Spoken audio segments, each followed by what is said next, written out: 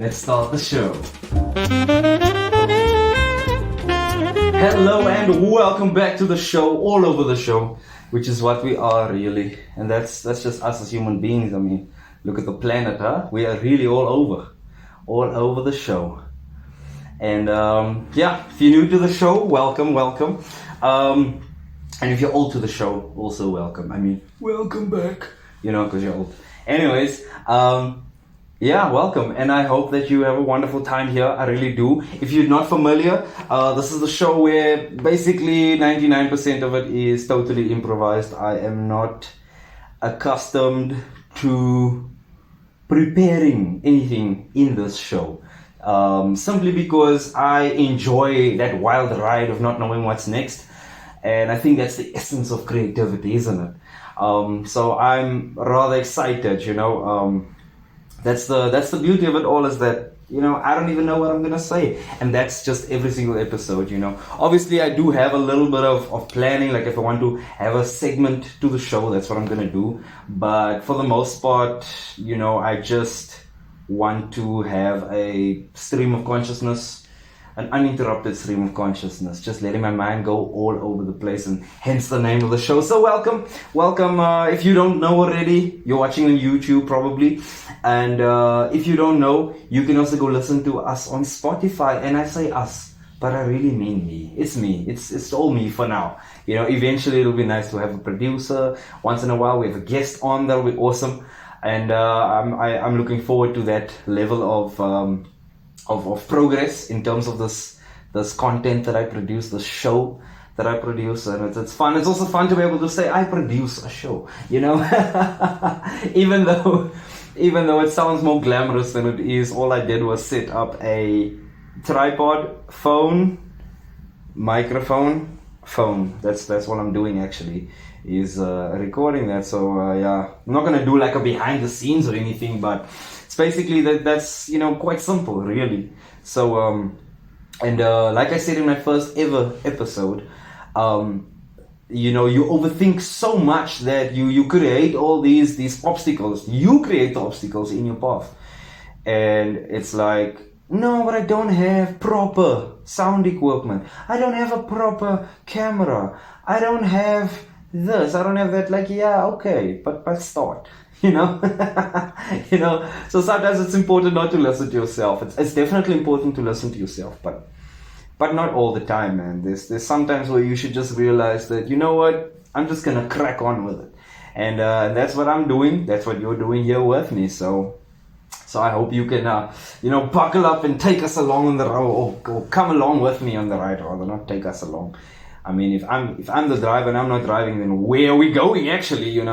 So yeah, but welcome. Please feel welcome. Sit back, relax, enjoy the show. Whatever may come out of my mouth or my mind, let's see what has been on my mind lately. You know what? The results of good planning. I've really benefited from that. Wow, it's incredible. Like you have an idea of, what, maybe I should plan out my time, maybe I shouldn't, because that's how you manage your time. And the more you manage your time, the more you can profit from your time. Likewise with money, if you know how to manage your money, then you profit as much as you can from that money, And I think time is maybe more valuable than money. So if you are not planning your time, if you're not making sure that okay, in this day, from this hour to that hour, what am I doing? And it doesn't mean that you have to strictly follow it. There is some space for flexibility. Maybe not too much space for flexibility, because then you enter the realm of chaos, and we don't want that. We still want to be able to move forward in an organized and intentional fashion.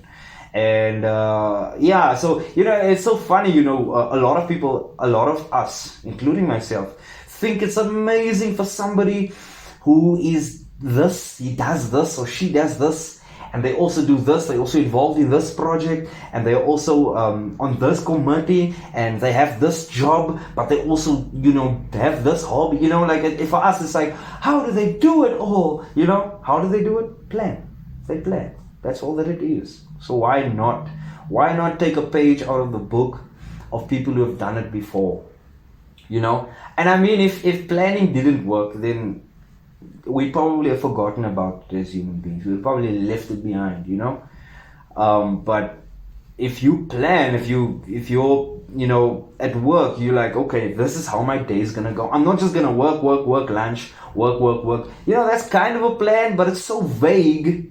You're really moving forward intentionally. And that's the idea, you know, because you also have a greater sense of control, which is definitely what is important for us to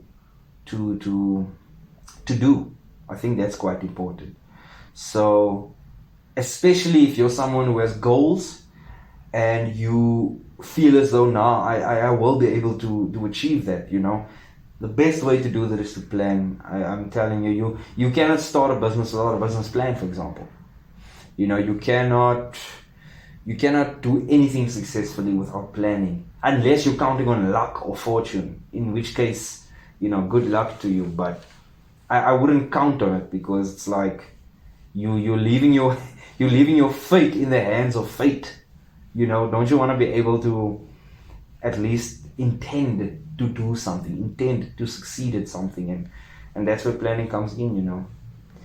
If you fail to plan, you plan to fail, and that's just a cliched quote, but to me it seems to work. So even this show, even though it's 99% improvised, I have a semblance of a plan. For example, we do a book review. I will be reviewing a book today, and more on that later.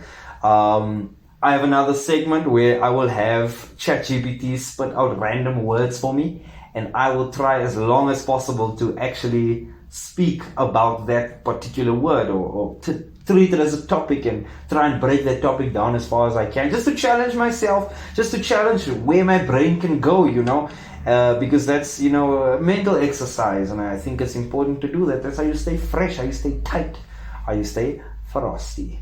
And we're not frosty yet, unfortunately, when it comes to the weather. You know, I was quite excited last week when it was so cold. Oh man, I was wearing hoodies and sweaters and, you know, warm pajamas and all that. But now we're back to the heat, and it's a bit annoying. Like, yeah, I'm able to wear something long without burning out, but it's not cozy, you know. I want the cold because it has that coziness, you know, if that makes sense. You know, you have the opportunity to dress like super warm, and it feels so nice, and get into a warm bed, or just sit by the heater, or sit around a fire. Oh my goodness, there's just so many lovely things when it comes to winter. All of the rest of you are just haters if you don't agree. You're just a hater, and let's make peace with that, okay? Just make peace with the fact that you are a hater. But yeah, what else has been on my mind besides the excitement of the results of proper planning? And you know, even if your plan goes sideways, even if you made a bad plan, not considering all the factors and all that, at least you tried, and at least that can be a learning experience to say, okay, when I plan next time, I just need to make sure I have all the information, or as much information as I can, before I start engaging in the plan. Or you make the plan flexible enough so that when new information comes to light, you're able to adjust the plan. Some words are coming very slowly to me, and I don't know why. You know, it's just had to access the archive of my vocabulary a little bit, just to get some of those words out. But the weather, man, it's such a shame. It's like, I would just like it to just be cold again. Okay, I know we're in April, it's the start of autumn, the leaves are turning brown, and people are dressing in yellow or mustard, and that just makes me think of food, to be honest. Like, your outfit makes me think of food. Why are you wearing yellow, bro? They wear yellow and then they wear brown. There's a lot of people wearing brown out there. And I think you need to like really be able to pull it off when you wear brown. Like, if you have brown skin, let's say, it's not gonna, like, I can't wear brown, for example. It just wouldn't work, you know. I'd probably look like I'm not wearing any clothes, you know. But then it's like, if you either have super light skin, and if you're someone who's up to date on fashion, I hope you can agree with me. I hope I'm right about this. But to me, it seems that you either need really light skin to pull off a brown outfit, or you need really dark skin to pull off a brown outfit. And I feel like with those two shades, these two contrasting shades, I believe that they are the ones who can truly, truly wear any outfit, any color, scheme, or whatever, because it seems to work, you know. And I'm not a fashion brain or anything like that, although it does fascinate me, you know, when you see people who wear something that's clearly a fashionable, you know, outfit. You know, it's clearly like, okay, that's definitely out there on the fringes of clothing expression, but you know, and you also look like, but that looks a bit silly, you know. But you can't judge somebody else's outfit, man. It's like, nah, you wanted to wear that, and you think it looks good, so screw everybody else's opinion. And that's truly what I feel like, you know. But for me, I'm not that adventurous, you know. I'm definitely an adventurous person. I like to try new things. I like to have new experiences. I like to I like to try new food, or I'm just a very open person. But when it comes to like way of dressing, it really is based on my comfort. Like I really want to feel comfortable in what I'm wearing, and not comfortable as in the outfit has to be comfortable like on my body, but rather that I have to feel comfortable presenting myself this way. You know, I think it's probably like what your persona is all about, you know, because the people who dress like they, where fashion is on the fringe, you know, really at the edge of, you know, the cutting edge of fashion and all of that, and style and all that, those people tend to be very eccentric people, you know.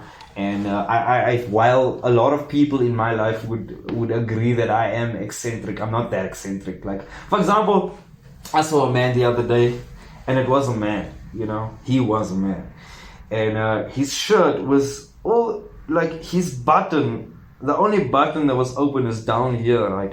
And he's wearing like a bunch of chains, and some of those chains have medallions, like you know, it's a little gold piece hanging there. And the shirt was like not velvet, but like almost like a silky cashmere, I don't know. I am really, the terms I'm using might not even be accurate, but it's this sort of thin, shiny material, and that's the shirt he's wearing, and he's just, you know, strutting his stuff, and he's owning it. And I think that's probably what makes any outfit look good, is if you own it, unless you look, you know, really silly, you know. Like, some people just look like they're wearing like an onion bag, like, you know, that orange bag, that mesh bag. Some people just look like they're wearing that, you know. But this guy, like, that was cool for him. I would not be able to wear that. Like, I wouldn't be able to leave the house dressed like that, even though it might look good for him. But because he's comfortable in it, I don't think I'm comfortable in that at all, you know. I'm more of a plain t-shirt and jeans type of person, or sweatpants, or joggers, or what is this? What am I wearing? Chinos, like a pair of chinos, you know, like plain on top, chino, jean, sweatpants, or jogger, or whatever. That's what I wear. Trousers even. Like, I love wearing trousers, man. Jeez. One day I'd love to do, like, every episode of the show, I'd like to just wear a suit, you know. And then just to contrast that completely, just not be serious about anything, because that's kind of where I'm at. Like, all of the topics I cover, I know I can dive into more serious stuff, but it's like, I'm not planning on taking life too seriously. That's how you become miserable. That's how you become, you know, anxious and depressed. Is when it's too real for you, and it shouldn't have to be. It shouldn't have to be. You should be able to. You should be able to look away from reality now and then, and I don't mean that in the case of distracting yourself from life or anything like that, but I do think that you don't need to focus on your problems or the demands placed on you all the time. You know, you don't need to do that. You know, you can also find ways to enjoy yourself, and that's called balance. That's just called balance. And if you want to live good life, find balance. That's what I feel like. So anyways, how did I get to wearing suits? Fashion. Okay.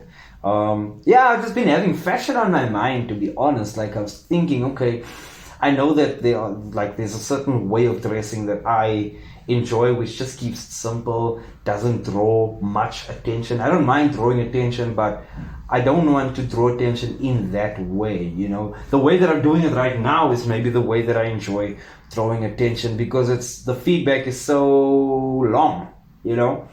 And it's also like it's not like when you're doing a musical performance where immediately whatever mistake you make, whatever great thing you do on stage is immediately rewarded by applause, you know.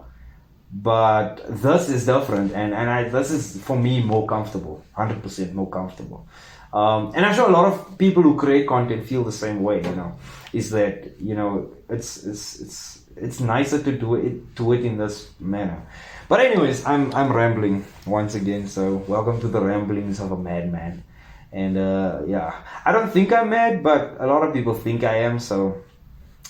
But none of those people are medical professionals, so who cares what they think? But anyways, so yeah, let's see what else has been going on in life. Actually, what's been going on in life?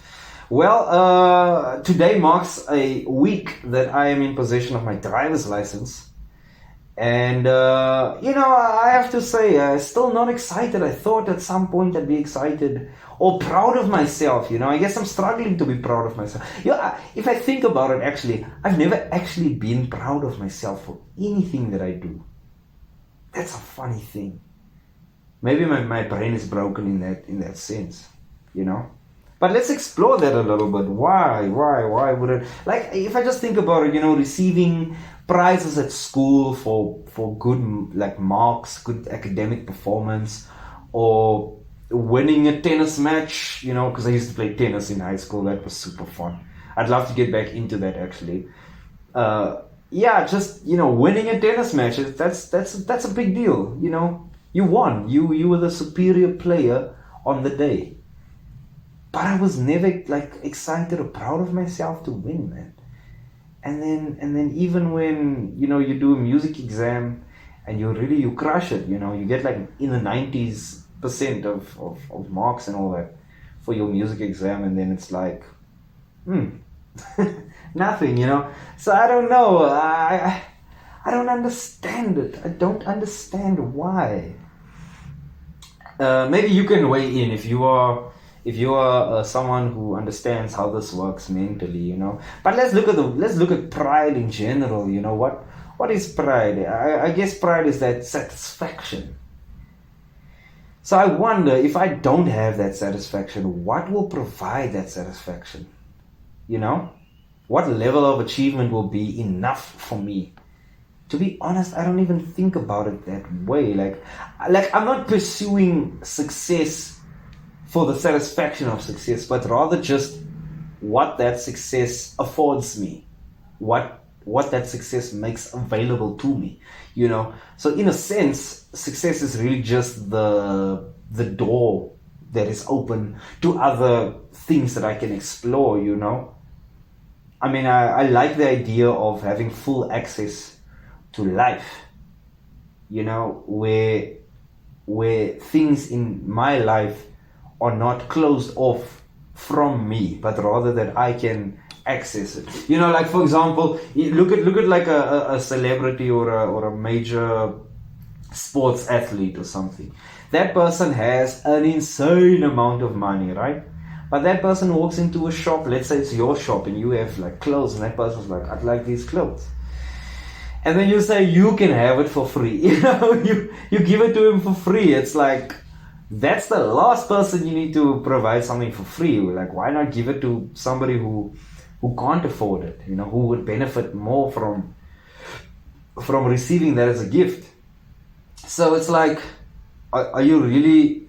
So, but anyways, So when I think of success and what it can get you, I'm just thinking along those lines. I'm not saying that I would like to receive free stuff. Although if you're watching this and you are in a position to sponsor the show, if you want a product or something that I can market for you, I'd be more than happy to do that. With the 49 viewers or 49 subscribers rather, a lot more viewers, but maybe not a lot more viewers actually. I'm not sure. This pitch is going terribly. Anyways, if you are someone who likes to, who has products that you'd like me to market, or a service or an event, I'll be more than happy to do that on the channel. I'm really open to that because, that's how these things grow.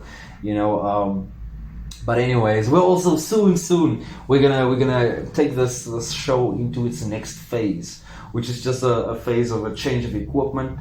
Definitely, especially audio-wise, so that you lovely listeners there on Spotify can really have a qualitative experience. Qualitative? No, I'm saying that wrong. Quality experience. Qualitative refers to something else. But yeah, then you can have more quality experience. And likewise, if you're on YouTube, then I don't have to just talk on this, what is this? A dynamic microphone. Then I can talk to you with a different type of microphone that you'll be able to hear me a lot clearer. There'll be a lot less background noise. So I'm looking forward to that very much. But yeah, what else? What else has been going on? Nothing much really. It's like, just going through the motions, I guess. And I've really been trying to stick to planning. It has been difficult, to be honest, but I try not to be too strict with myself regarding that. I think it's a real challenge to strictly, okay, from 11 until 12 I will be filming this episode, even though that was kind of the plan. But it's like 4 minutes past 12 and I'm only 20 something minutes in. So things just don't go according to plan, but you know what? It happens, man. It happens, and the thing is not to stress too much about it. I'm not trying to stress, because I think if I'm stressed out, I don't think this show will go very well. I wouldn't be able to really engage in a good stream of consciousness, But yeah, what else? What else is going on with me, man? Oh, you know what? I have been preparing myself for a while to audition for university. My plan is to go and study music, and I would absolutely, it's always been my dream. It's just that, the first time, like when coming out of high school, that was the plan, that was 10 years ago actually. 10 years ago this time, I was preparing myself for university auditions, and I guess I just received a lot of just words that I didn't actually need, that I could have done without, People were saying, don't go study music. People were saying, nah, don't go study there. Go study someone else music, Or don't go study music. Where's the money in that? Like, how about you shut up? Because it's not about money, man. It's not about money. And I understand that, you need to put food on the table, you need to survive, you need to keep the lights on and all that, you need to wear clothes when it's cold and all that. But if that's the main factor for you making decisions, then I challenge you to really look at where you waste money.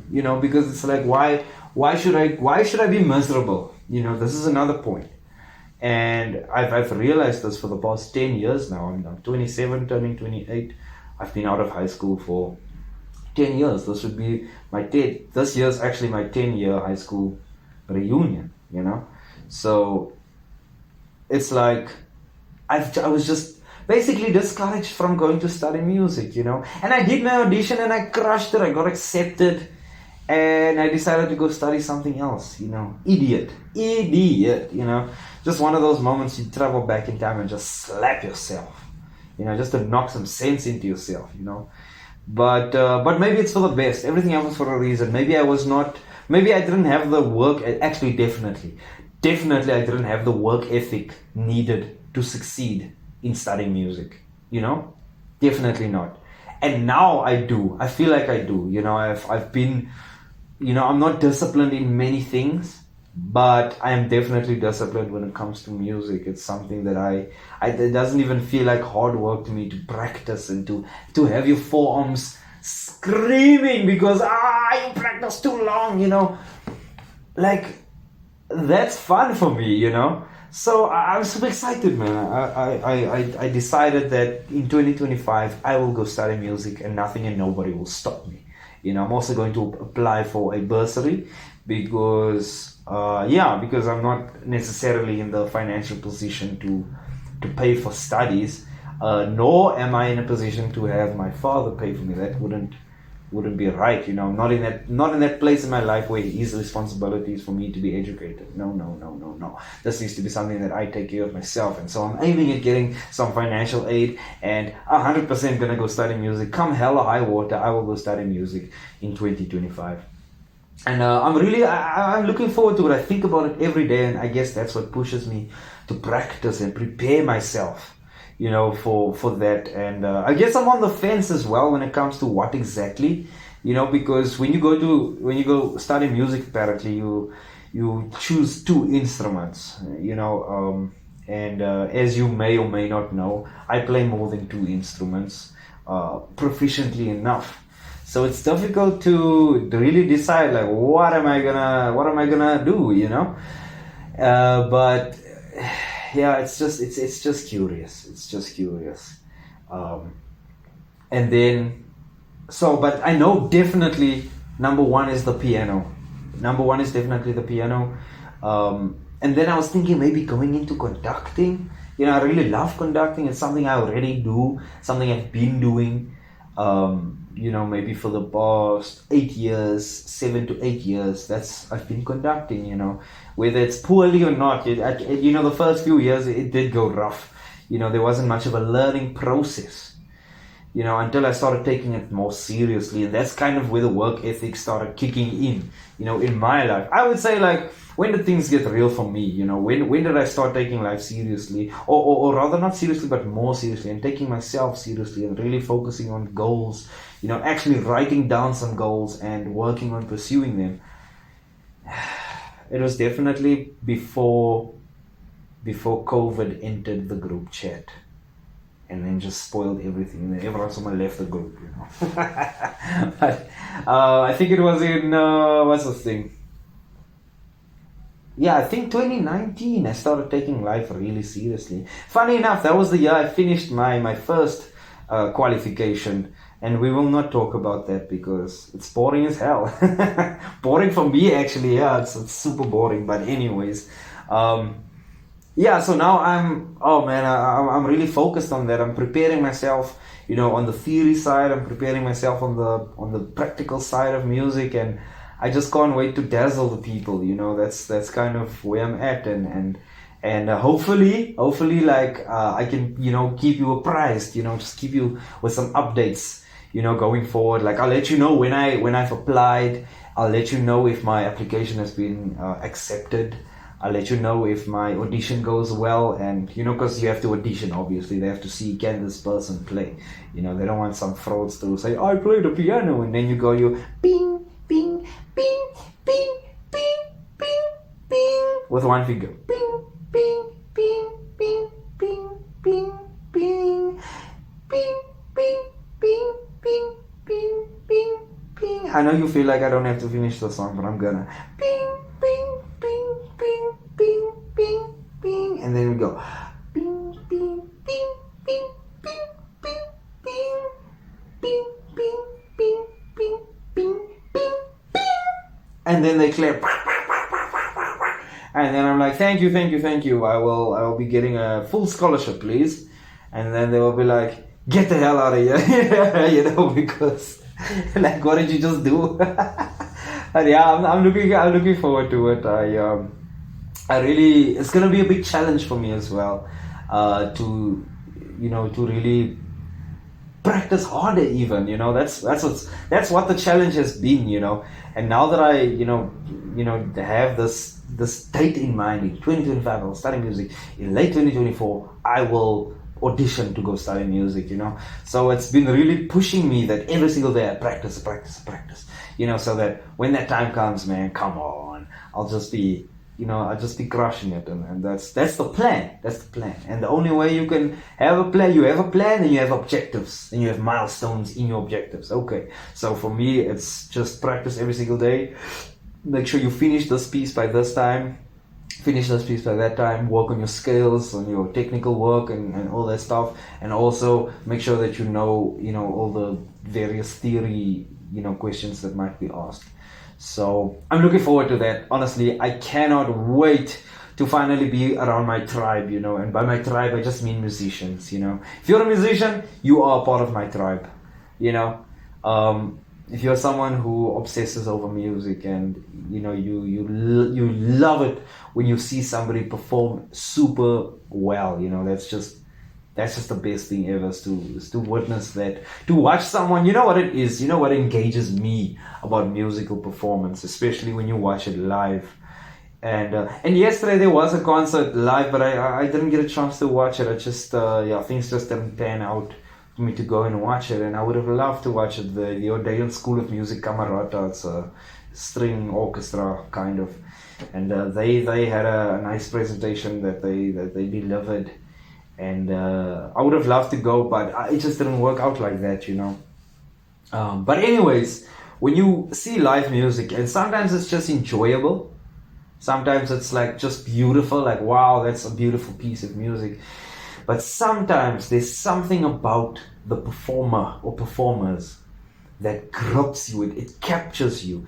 And that is just because the people playing are so engaged and so at the edge of their ability, that if they make the slightest mistake, the world might end. You get that feeling, and that feeling, oh man, I chase that feeling. And that's why I love watching people perform music. Like my YouTube is full of people performing, in a virtuosic fashion, just on their instrument and doing their absolute best and crushing it at the same time. Wow, that really lights my fire, Jeez.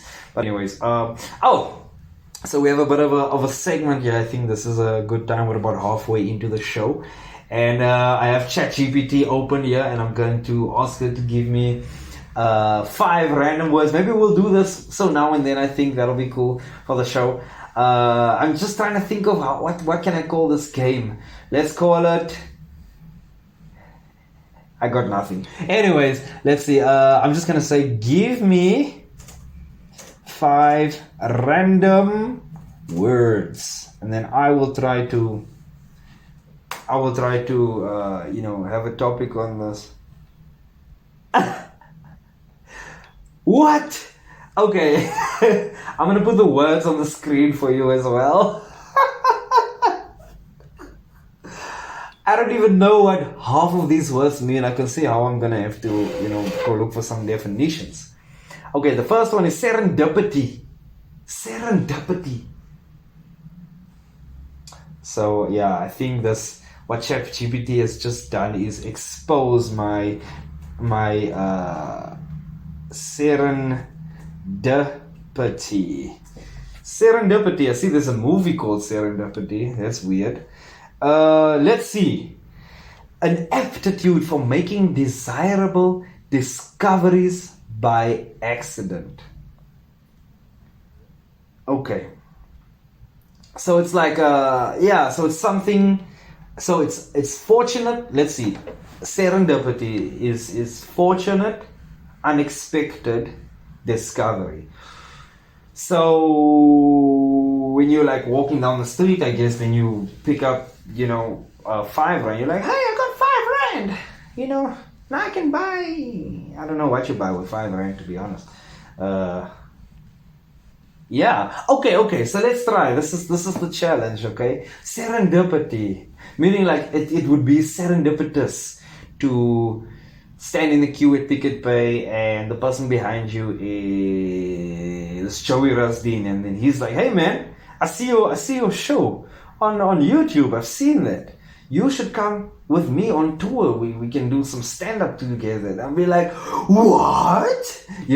That'll be awesome. Because I've also been saving my jokes. Like I write a lot of jokes out, and I've been saving them because I don't want to share them too much on the show, Mostly because it seems like, based on just the viewers, people enjoy me playing the saxophone a lot more than me telling jokes, which is really funny, you know, and not funny in a good way, because I'd like to be funny, but I also should really, you know, stay in my lane when it comes to that. But I would like to explore stand-up comedy, you know. So anyways, so that would be serendipitous, you know. Serendipitous would be like if you picked up a lottery ticket and boom, you won the lotto. Like you didn't buy the ticket, you picked it up, and then it's yours, and you have now won the lotto. Like, wouldn't that be insane? But anyways, I don't think about the lottery much actually, because it's a scam, you know. Like the what's the word, probability, you know, or serendipity. Nah, it doesn't apply there. But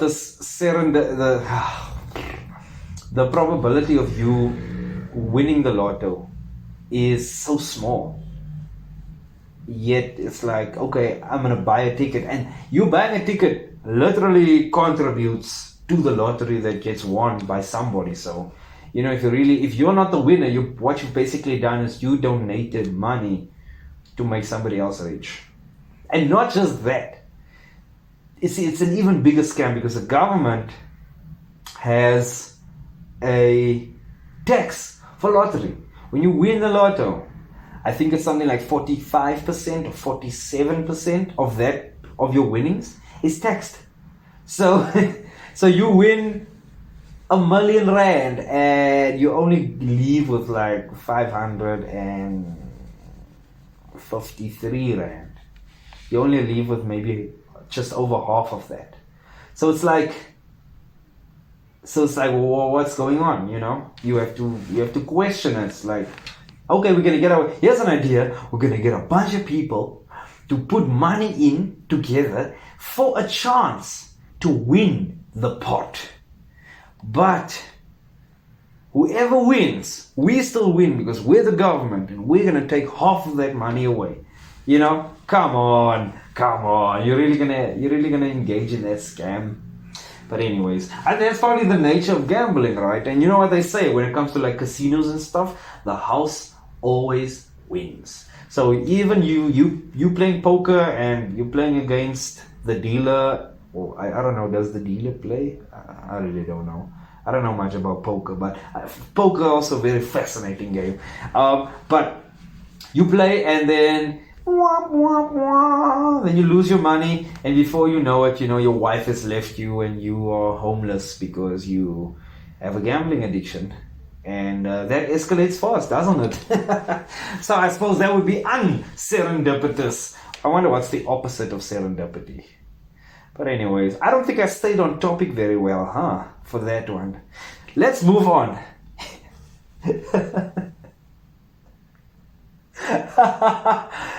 What are these words? They've given me, I've asked for 5 random words, and they've given me some of these words look like ChatGPT just made them up. Let's see. Mellifluous or mellifluous. Let's look up that definition, because I don't know how to. Mellifluous. Pleasingly smooth and musical to hear. So this is referring to a sound. Okay, kind of like that guy that played the saxophone in the first few minutes of the show, huh? I don't know. Anyways, you get to decide that. Mellifluous. Let's get the pronunciation. Mellifluous. That's what it said in a I guess a British accent. Okay, so that's mellifluous. And how would I use that? Okay, it's an adjective, so you have to use it to describe something. Okay, you say, I attended a show and the saxophone player's mellifluous tone captivated me. I guess that's what it is, mellifluous. Okay, very interesting. I'm curious about the context. Not context. What is it? Okay, I'm not gonna go too deep into that. Now I'm really falling off the rails here. But I get curious about what is it called?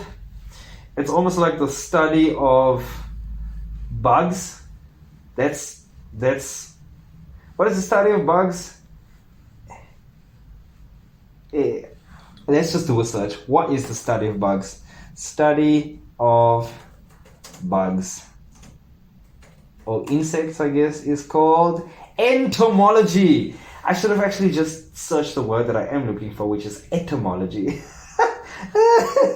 Okay, anyways, that's how my brain works. I go the long way around with everything on purpose.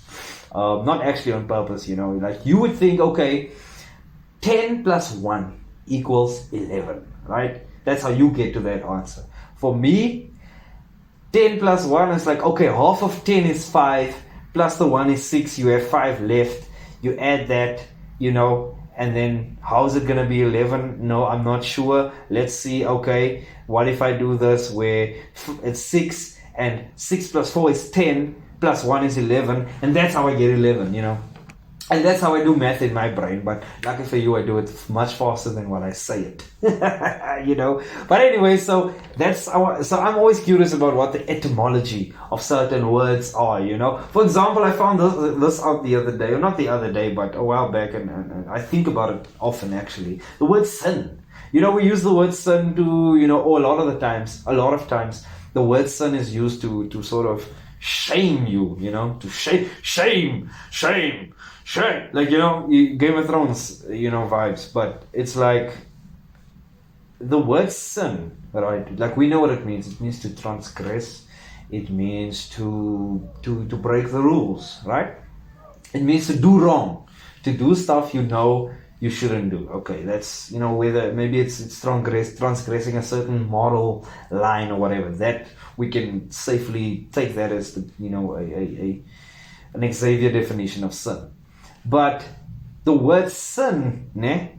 So remember with the Bible, everything was translated over a translation. So originally Aramaic, Hebrew, going into Greek, going into Latin, going into German, going into English. So the Bible underwent a lot of translations, and when that happens, the words get a bit, it gets a bit fuzzy, the origins of these words, So the word sin comes from a term that the Greeks use, right? The Greeks, and you'd have the sport of archery. It's actually an archery term, right? And with archery, you have a bow and an arrow, and you aim for the target, and apparently to miss the target is called sin. That is what sin is, to miss the target. So it changes the whole what's the word? It changes the whole not the definition, the perception. It changes the whole perception of the word sin, right? So it's like if you have that word sin, and we're like, oh, you said I sinned. Oh, I'm so ashamed. Fine. But sin means to miss the target. You can only miss the target if you are aiming for it. You aim for it and you're just slightly off. That's sin. So, and if I want to go deep with that, I guess you could just say, like, let's look at it more like that. That, if you truly want to live good life, then, and you want to now reduce your sin, it just means that you must take better aim, Like, I think our definition of sin is maybe so far from it. It's like aiming in the opposite direction, That's what we call a sin. But if you look at it as a more gentler term, it just means that you need to be aiming for the target.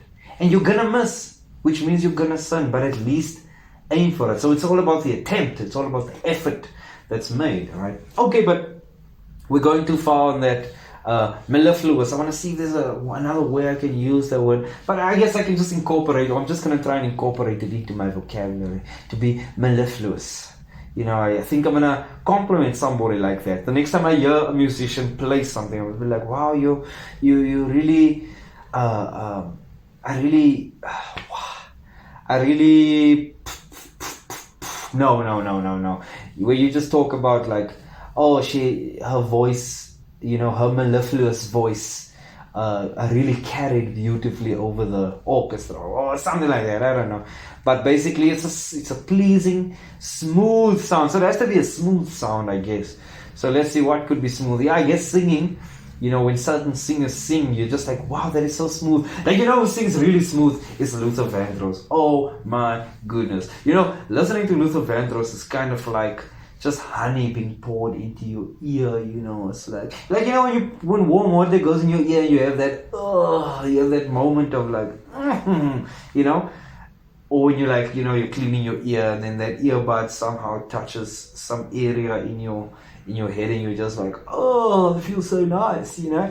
But yeah, so then when I listen to Luther Vandross, man, his voice is so rich and so beautiful that it feels like, you know, the Lord is putting honey into your ear and it's just so delicious and your ears are like thankful, you know, for that, you know. So I guess his voice, he has a mellifluous voice, you know.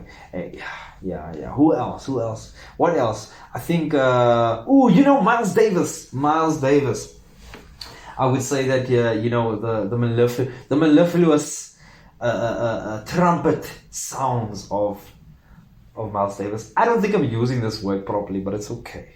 It's fine. We're learning. We're at school. We're at school, children. And so Miles Davis, man. Like when you listen to obviously his later works, like not the later works. I mean, just when he was in his prime. I'm not talking about when everything went electric and weird and all that. Like as much as I enjoy that, it's not the sweet stuff that I'm talking about. It's not the mellifluosity. I don't know. But anyways, okay. I think we definitely went off topic there again. So well done, Xavier, for staying on topic. I am blown away by these words. Okay, our next word is quixotic. Quixotic. What is that? Are these real words? Okay, let's search quixotic quickly. Quixotic. How can I use that in a sentence? I've never heard anyone use this word. Okay, extremely idealistic, unrealistic, or impractical. Okay, let's see. The ANC government being in charge again would be a quixotic.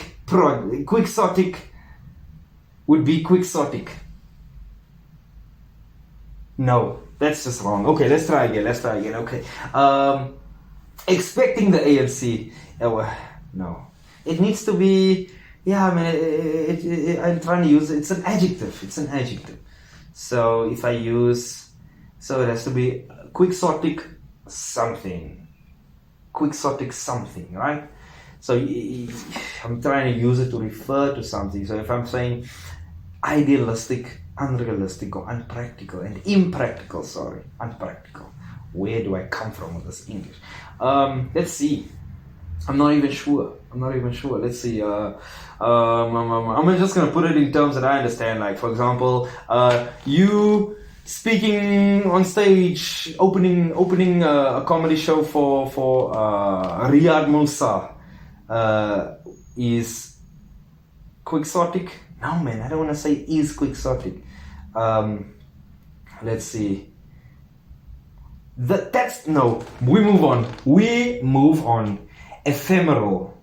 Ephemeral is word number 4. I don't even understand what that means. Ephemeral. Lasting for a very short time. Fashions are ephemeral. Much like my thoughts, really, my ephemeral thoughts. Because they never last. I've been unable to stay on topic actually for this, this exercise or this little challenge I've set for myself. I think, definitely next time I'm asking for simpler words because what? Okay, ephemeral.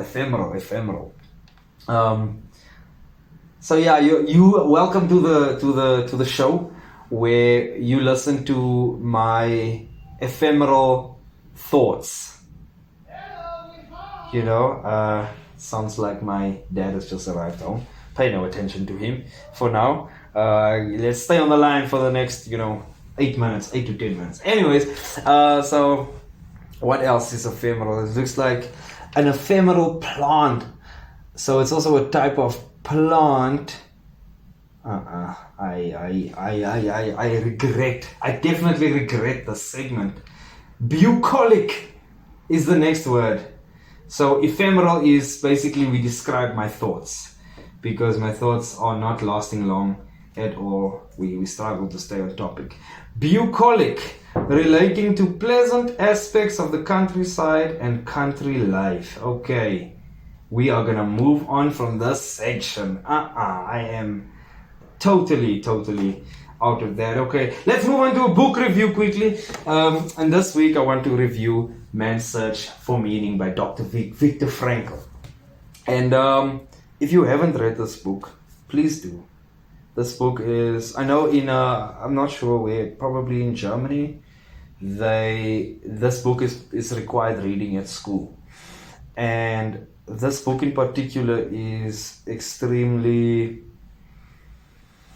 dark. It starts off dark, and this man, Dr. Viktor Frankl, he's just telling the story of his incarceration. He was a Jewish man during the Holocaust, and he was placed in a Nazi prison camp. He was worked almost to death, starved almost to death.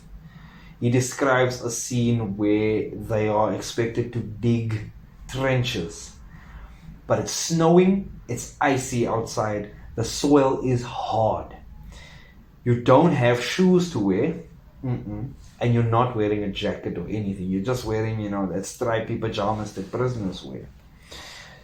And yeah, so that's what the book is about. But the book is man's search for meaning. So through his suffering, through his horrible experience, right? Watching close friends die in front of you, or just people just being killed for no reason, that weighs heavy on your soul. But it's a positive book.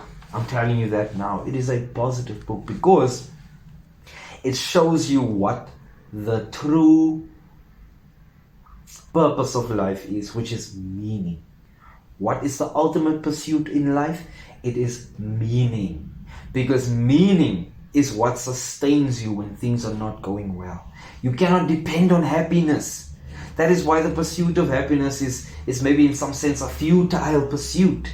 And that's what this book is highlighting for sure. And take it from him, someone who suffered terrible things. It's a book that I've only read once because it's just too much for me. I am what you call a sensitive viewer, and it's maybe too much to read in such detail and such depth somebody's terrible experience or somebody's suffering.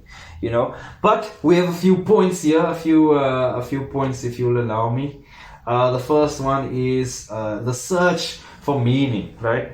And in this book, Dr. Frankl, who's the author of the book, he argues that the primary drive in human beings is not pleasure.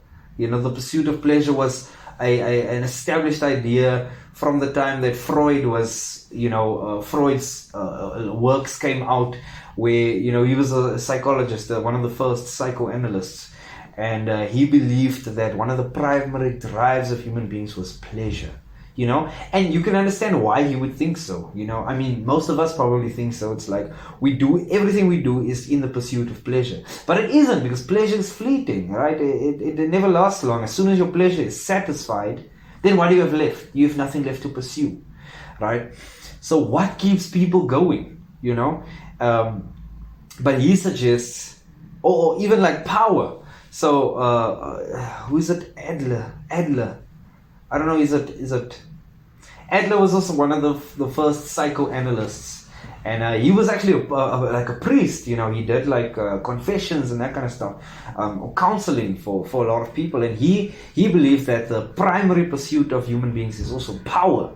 So Freud says it's pleasure, and Adler says it's power. I forgot what Adler's first name is, but anyways.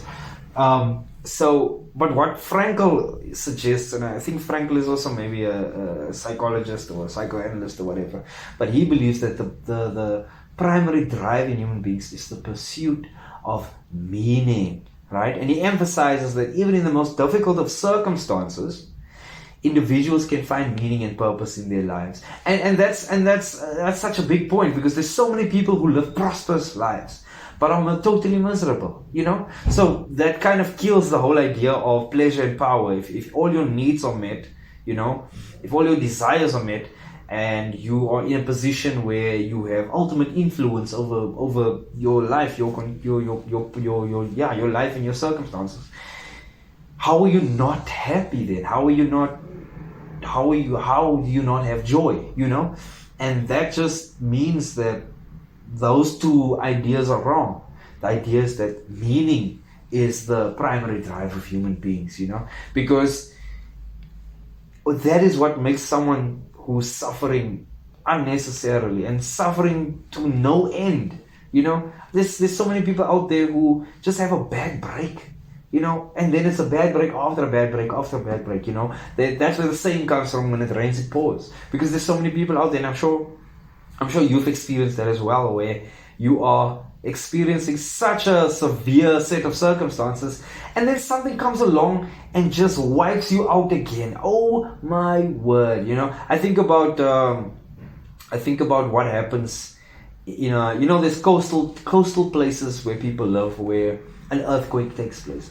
Earthquakes are devastating. I watched a nature documentary about that, how like natural disasters affect human beings. And an earthquake is devastating, right? But not as devastating as a tsunami, bro. Because that's what happens. If you live in a coastal city, then there's an earthquake, and lo and behold, a few hours later, all your possessions are just washed away. Your loved ones are washed away. Maybe you're washed away. And a lot of people's lives happen that way, where there's an earthquake and everything's falling apart. Then the next thing comes along while you're dealing with this, while you're picking up the pieces, or you just started picking up the pieces, and then another devastating thing happened, But if you speak to the people that have experienced this type of loss, they have nothing but love and compassion and kindness and joy. They can smile to you and say that life is good. And that's quite puzzling, isn't it? I spoke to a lady recently, and she was just giving me some words of comfort for during the time that my mother passed away. This was late last year. My mother passed away, but she said to me that when she was 21 years old, her siblings and both her parents passed away. She became someone who was alone in her family. In the space of 2 years, all her family members were gone. Be it illness or accident, But you'd never be able to tell that this person went through that just by how positive and how grateful and thankful this person is. It's incredible. It's incredible that the people who suffer the most can smile the most, because and that's what this is about. It's about meaning. So once you find meaning, you can really endure any hardship,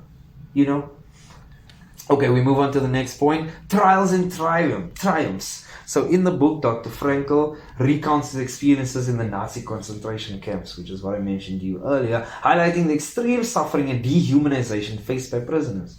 Despite these horrors, he observes that those who maintained a sense of purpose and meaning were more likely to survive and cope with their ordeal. You see, so he witnessed, and he really had a front row seat. And I guess this is also a time where he had to decide, how is he going to approach this? There's a lot of people that he noticed that just accepted their fate. They were like, oh, well, it's over. I give up, And those people were less likely to survive. And that's mind over matter. That's what he's saying here, is that your will to live, your will to survive is really what keeps you alive, Everybody's having the same circumstances. But once your mindset falls apart, that's when you're in danger, So he says he noticed that the people who survived, who ended up surviving, were really the most strong-willed people, the most determined people, And And the lesson in that, and the reason why this book is out here, and why on the cover it says 12 million copies have been sold. So it's like, why would 12 million people want to read this book? And that's why. Because even in times of suffering, if you can push through by having that purpose, by having that meaning in your life, you survive your circumstances. But once you resign yourself to the losing position, even if you are in a losing position, you don't have to be the loser here. That's the thing. And that's really the most important thing about having a good mindset is like, dude, even when it rains, at least you get to shower, at least you get a free shower, if you can find the positive in a negative situation, man, you are going to be just fine.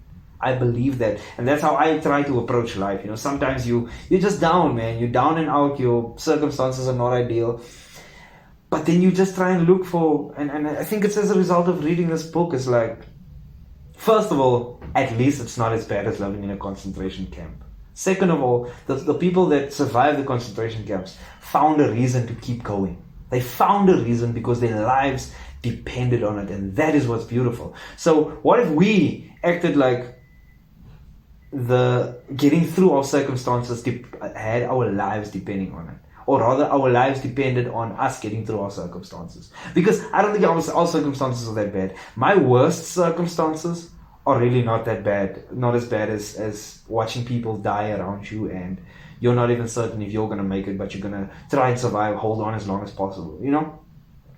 That for me is amazing. That for me is amazing when you're witnessing your feet being frozen because you're barefoot in the snow and nobody cares. Nobody cares. When you're coughing up blood because you've been in the cold too long, and you're like, I'm gonna make it through this because I will see my wife and children again. And what's really sad about him is that he had his wife in his mind all the time, and he found out his wife perished. Because they were separated when they were arrested, and he never saw his wife again. That's heartbreaking, but it kept him alive. The thought that I will see my wife again, that kept him alive. It's amazing. But anyways, the next one, freedom of choice. One of Frankl's central ideas is that even in the direst situations, individuals retain the freedom to choose their attitudes and responses.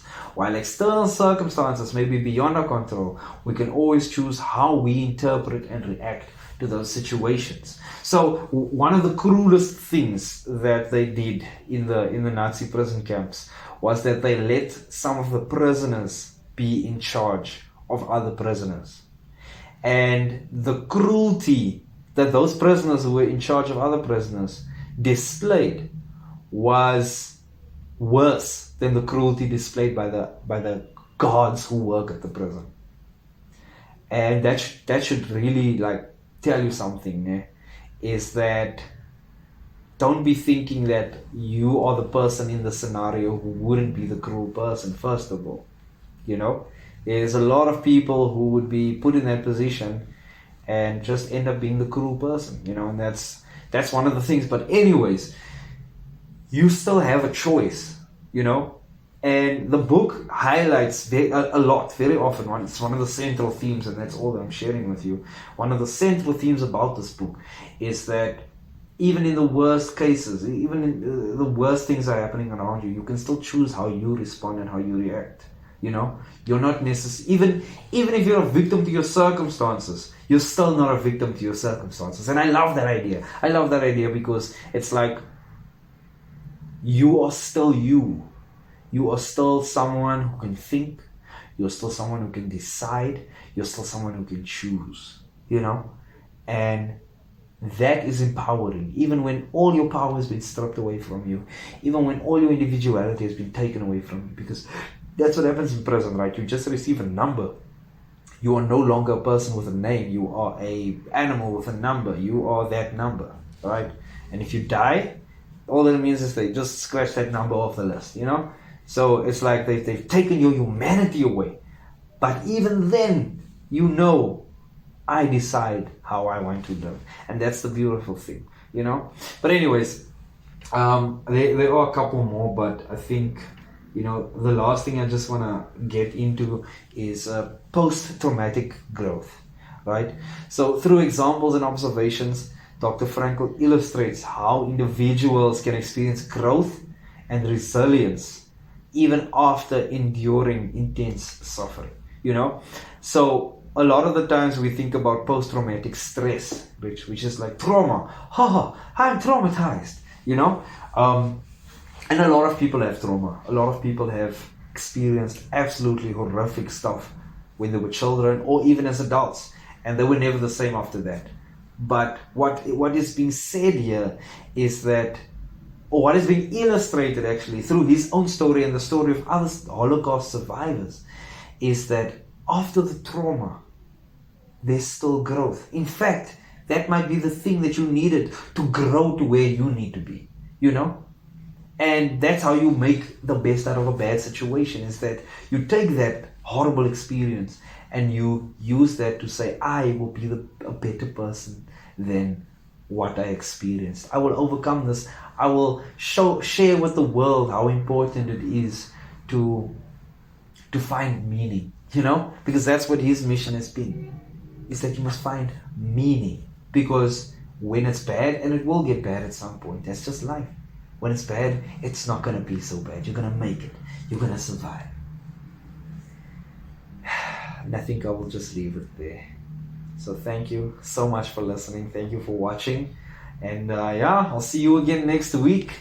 Your support is absolutely overwhelming, and I love it. Let's grow together. Let's keep doing this. I am enjoying this immensely, except for where I struggle to use words that I've never heard before in my life. So I guess that challenge failed. But there we have it, everybody. Brothers and sisters. That's what they call a person in church, brothers and sisters. And it's weird when you're like dating someone, you're sitting next to that person, and you're brothers and sisters, and you're like, yeah. But anyways, that's the show, everybody, and I hope you had a wonderful time. I hope it was a wild enough ride. I definitely think it was. I think my flow of consciousness doesn't flow, it jumps all over the place, and I absolutely love it. So I hope you loved it too. If you enjoyed it, please hit the like and subscribe buttons there if you haven't already. It's probably too late anyways, because most of you are probably not watching anymore. which is fine. I've seen that on the stats things are increasing a bit. The people are watching, like of the people that are watching, more are watching it to the end, and that's quite exciting. But anyways, I hope you have a wonderful week further. Have a wonderful week. Enjoy your Monday. I'm certainly gonna go and enjoy some lunch right now. Jesus, it's time to eat, man. And but thank you for watching, thank you for listening, and your support is highly appreciated. Please like and share and subscribe and all those wonderful things, because that helps the show to grow and that helps me to keep doing this. So but other than that, nothing will ever stop me. I ain't never gonna stop from doing this show. So thank you, and take it easy. You probably deserve it. Goodbye.